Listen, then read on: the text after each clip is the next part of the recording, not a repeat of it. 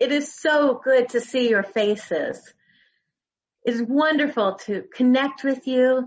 Even from a distance, we feel so close. So just happy Sunday, Unity of Rochester. What's next has been on my mind because for the past few weeks, we've all been talking about Jesus' death, the resurrection. And, during Easter week, we, read the familiar stories of the Last Supper, the crucifixion. And then with the resurrection, on Easter Sunday, it's all over, right? Like, that's it. All done. But not quite. Jesus is believed to have stayed around another 40 days before ascending into heaven. So what was he doing during that time? There are stories of him appearing to his believers and continuing to teach his ministry. But we don't usually hear about that part, do we? So I'd like to just take a look at where that shows up a little bit and then talk about what it means to us. The Gospels, Matthew and Mark, they do kind of end shortly right after the resurrection. Luke and John actually provide a little bit extra detail about what Jesus was up to during those 40 days. So, for example, the Gospel of Luke describes an encounter when Jesus was on the road to Emmaus. And with rumors of the empty tomb still spreading, people are still talking about it. It certainly didn't just go away then, even if it feels like it does for us. But Jesus was appearing in disguise, and he only appeared to his followers. So in this story, he appears to a pair in just the most beautiful described scene. It says, when he was at the table with this couple, he took the bread and gave thanks. He broke it and began to give it to them when their eyes opened. And when their eyes opened, suddenly they recognized him. He was no longer in disguise. And the moment they recognized him, he disappeared from their sight. So while he was there, that transformation happened. They saw who he really was. The Gospel of John provides a few more memorable stories. There's really not that many, but the ones that there are, most of us have heard about. For example, like Jesus, again, still unrecognized, performs his last recorded miracle. Probably not the last one he performed, but the last one recorded, when he overwhelmingly filled the disciples' fishing nets with a huge catch. Like, that's awesome. Just really showed up, but again, still unrecognized. He wasn't taking claim for this. And then shortly thereafter, the story of Peter's reinstatement. You remember Peter's the one who had denied knowing Jesus 3 times? Well, in this part of the story, he's questioned. Jesus questions him 3 times. Maybe a coincidence. But during this questioning, Jesus gives Peter the charge to feed my sheep. He tells him what to go do. So again, Matthew and Mark both close pretty quickly, but they close with something called the Great Commission, which most of us haven't heard about, or at least I hadn't for most of my life heard of that term. But the Great Commission is simply Jesus instructing his disciples to go out into the world and spread the good news of his salvation. It's talked about in Matthew 28, verses 18 through 20. It says, Jesus came to them and said, all authority in heaven and on earth has been given to me. Therefore, go and make disciples of all nations, baptizing them in the name of the Father and of the Son and of the Holy Spirit, and teaching them to obey everything I have commanded you. And surely I am with you always to the very end of age. So it's clear for most of the Gospels that the story of Jesus really does kind of come to a culmination with the resurrection, right? But the tidbits of what happened in those 40 days, the post-resurrection, gives us direction that guides us today. I'm always curious to know, what do all these stories have to do with us? And this gives us clear guidance. Go do the work, or at least that's what he told his disciples. Which led me to the question, well, what's next? We don't talk about what's next. But I heard a Easter service by Eric Butterworth. Now, I heard it recorded. This is like 40 plus years ago that he gave this talk. But it was really Eric Butterworth, kind of he's interesting to listen to. And I'd like to share with you just a snippet of his talk. He says, I have a feeling that there's something in this Easter story that says to each of us, I want to live in you. I don't want to just talk about it. I don't want you to just sit back and sing songs about it and, go on your way. I want to raise you from death to life. I want to help you find the way from defeat to victory. I want to be a process in you from sickness to health, from failure to victory to success. I want to live in you. So towards the conclusion of his talk, he says this. He says, let's not complicate the Easter thing by thinking that Jesus showed us all how to resurrect from the dead, because that's irrelevant. Now, of course, he didn't mean Easter was necessarily irrelevant or the teachings that we take from it, but that historical piece itself. He says, fundamentally, Jesus demonstrated for you and for me and for all persons who have eyes to see and ears to hear, that if we lift our eyes and look out to the right window, we can see allness and illness. We can see all sufficiency and insufficiency. We can see the full potentialities even in limitations. And we can find the key to overcoming and the key to victorious transcendent life. This is what it's about. Now, parts of that resonated with me as far as where we're at in the world right now. What a beautiful thing to be able to see the allness and the illness, to be able to see the full potentialities even when there appear to be limitations. It's often that we allow what we see on the outside of us to cause us to forget what we know on the inside. Have you noticed? It's easy to get caught up, right? And just completely forget everything we know or everything we say we believe. But again, as lovely as all that sounds, what does it mean for us? What are we supposed to do with that? Easter's one of those holidays like Christmas, when people you don't normally see at church suddenly show up. But it's also one of those holidays that I've noticed we tend to look more literally at the Bible stories without learning the metaphysics or really diving into it. More importantly, I think, to see what it does mean to us. How do we apply this today? And I don't know, to me, the Bible is just a book of stories if we fail to do that. If we don't look at what it means, then you could be reading any book of your choice, right? If you're not getting anything out of it. So when we look at the 40 days that followed the resurrection, the part we often forget, and think about your life, and we can get real hyped up, real motivated. We do that during church service, right? And then we carry on and forget about it Monday through Saturday, right? And then we wonder, in fact, we even often forget to pray unless something's going really wrong. And then we're like, oh, all right, I should remember my faith, right? But when we look at those 40 days, it feels to me in those few little stories about what Jesus was doing during that time, kind of like a passing of the torch. It's kind of like he was saying, okay, your turn, yours, your turn. I had my turn. Now I'm giving it over to you. It's like a call to action, really. But he still continued to share his ministry. He reminded everyone of what they're called to do, and that he's working in and through and out of them. He said he'd never leave. And that's the part to remember.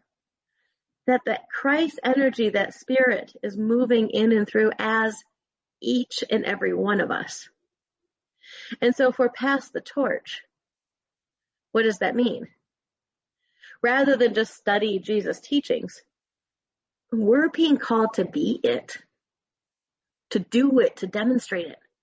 So take a deep breath, because that can feel like a crazy idea. It can feel impossible. Like, I don't even know how to fill a net with a fish, much less an abundance of them, right? I don't even know I'm not sure I could even put the worm on the hook at this point, much less heal and all these other incredible stories.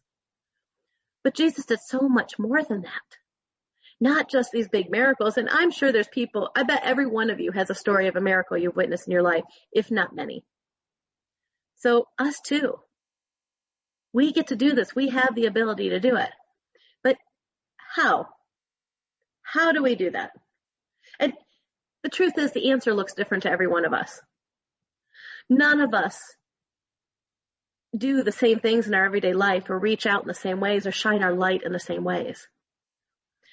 Jesus didn't say, do it exactly the way I did. He said, I'm just passing the torch. Now it's yours to do. So again, how do we do this? I think the first step when I really ask that question, what's next? How do I do this? It has to start with remembering. We so often forget our truth, especially when things look chaotic around us. We forget that that's within us. All those 12 powers we study, all of these teachings, that's that Christ spirit within us. That's all of the energy is right here. But we forget. And when this is really the time we come together to be reminded, right? And when we remember, when we're standing in that space, it's much easier to see that Christ's presence within other people, right? When we're in our right minds. But when we're not, when we're stressed or caught in fear somehow, it's hard to even look in the mirror and see it there. So I'd like to share with you a beautiful piece that I think is a great reminder. And again, remembering might mean having to break down some old truths. Anybody still have some old records with some negative thought patterns or some things that you may not even still believe, but they're playing in the background of your mind? Actually, that's one of the most beautiful things about unity to me, is we're taught how, and we're challenged to look within and even to question those belief systems, to shift those patterns. And when we're able to shift them, just to shift from negative thoughts to positive ones about ourselves, when we're able to quiet that inner critic a little, transformation begins to happen, right? So I'd like to share this with you, this reminder. And it's a beautiful writing that just really touched me. I hope it does you too. And it's out of one of Unity booklets, You Are Enough. And the title of it is I Am More Than. It's written by Reverend Jean Marie Eck. I once saw God as a man, and I felt less than. I learned of Jesus, the man, and I felt less than. I looked in the great book, written by men, translated by men, controlled by men, and I felt less than. In the scheme of things, as a petite young woman, I felt small. I felt I was the smallest of all. I couldn't grow in the church of glittery things. I couldn't grow in the church of punishing things. I couldn't grow in the church of separating things. Then I found a place where people sat in the dark and a bright light shone on me. I found my joy as I danced. I found my joy as I sang. I found my joy as I spoke. And my light grew. And people could see this light and called it good. And I took the light home with me. But I didn't know what it was, so I had to protect it. And I protected it, and I protected it, and I protected it. Until it didn't come out much anymore. And I felt small. And I got sick. Oh, I was sick. The sickness stopped me from singing. The sickness stopped me from dancing. The sickness stopped me from acting. And I went from teacher to teacher to see if they could see that light. And I was told that I had to try harder. And all I tried wasn't enough. But inside, the light danced. Inside, it sang. Inside, it shone like a star. Then, when I was as small as I could be, I found unity. And little by little, the principles soaked in. And there was a spark. And I knew that I didn't have to protect the light anymore because it couldn't be put out. And I learned that God is not a man, and I felt more then. And I learned that the Christ is not a man, and I felt more then. And I learned that the great book was there to tell me that I am more than. And the healing began, and the light grew. But this time, people didn't have to sit in the dark to see it. And I learned to be the real me, which is more than man or woman. It is, I am. I am. Those two simple words are so powerful. And that piece it was like this beautiful summary of the journey so many of us have gone to reach this place. Of all the breaking down of old beliefs, the searching and seeking and trying to find someone else who believed and who saw it too. The I am is the absolute truth. We've called God the I am, but the truth is that God is the I am, but the I am is us as well. And we know the power of our words. It's one of our greatest teachings. We create our reality out of our words, so it's always best to be mindful with what we place after that, after those two simple words that come with such affirmative power, right? And again, just shifting the statements we make, how we use those words, allows us to transform the ways in which we recognize ourselves. And when we can believe the truth of ourselves, we can believe it for others. We can believe it for the world, even when we don't see it. If we just believe, if we just have faith, if we just remember the truth. So the next question, I would say, after we remember our truth, what is the next step? How do we move forward towards whatever's next?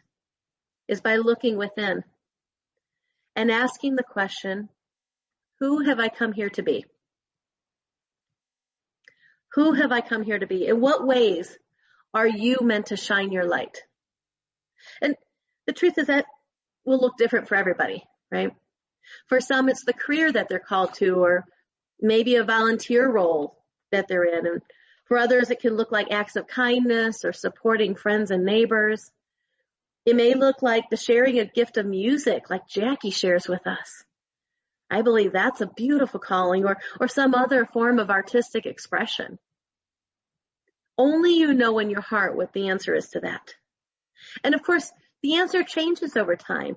Who have you come here to be may be different now, not only now at this phase in our life, but maybe now at this phase of the world, right? We've heard everybody talking about this new normal. You know, it's funny when I hear that, what comes to mind isn't normal just a figment of our imagination anyways? I mean, what is normal? I'm not sure I've ever fit in the box that's called normal. And personally, I love that I'm surrounded by so many other people that don't fit in that box either. But the truth is we get to decide what's next. But first we have to look and see what's ours to do. None of us are meant to do it all.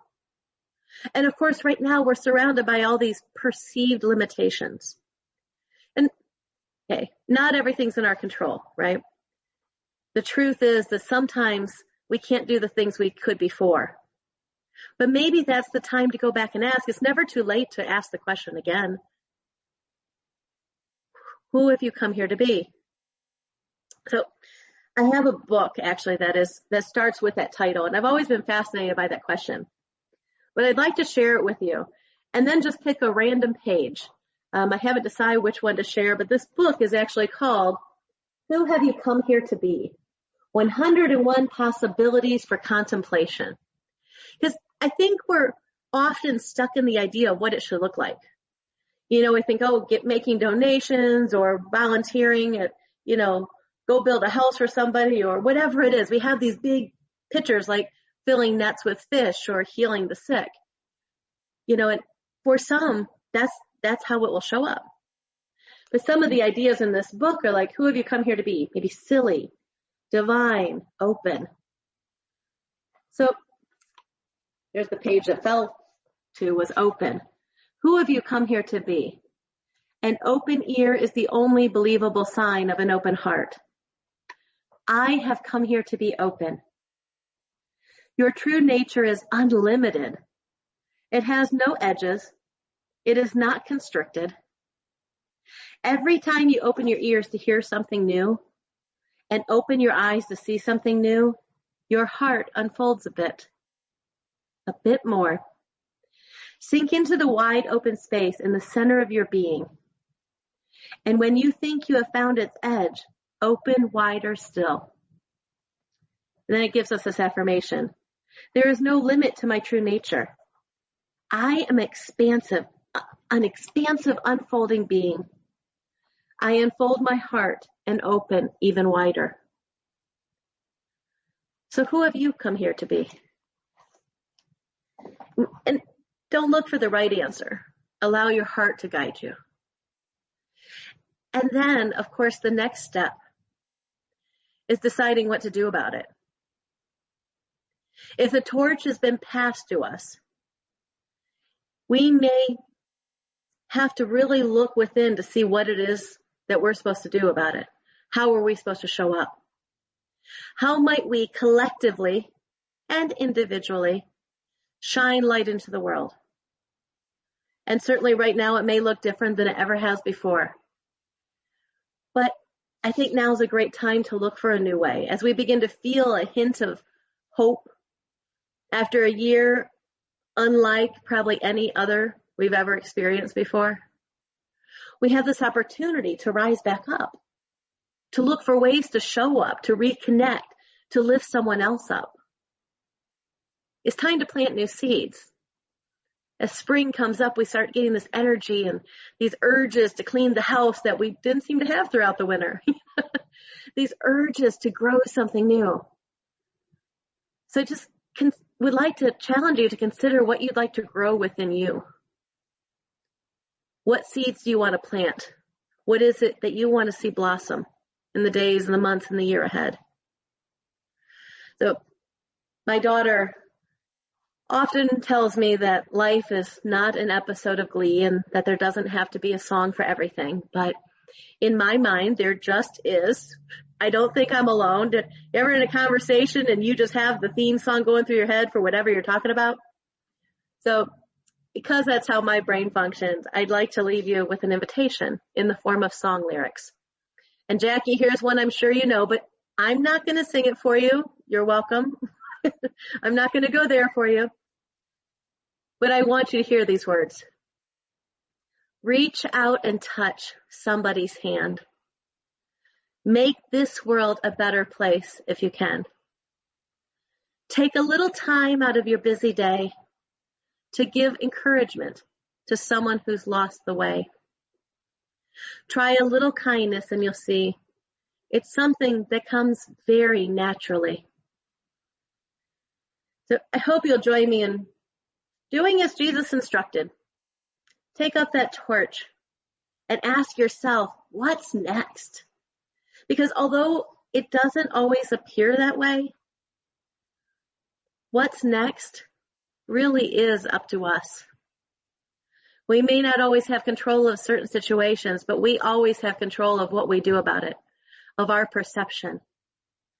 And I recently heard a quote that kind of gave me a little smack upside my head. You ever hear something that just makes you go, ooh, okay, I got it, I hear you.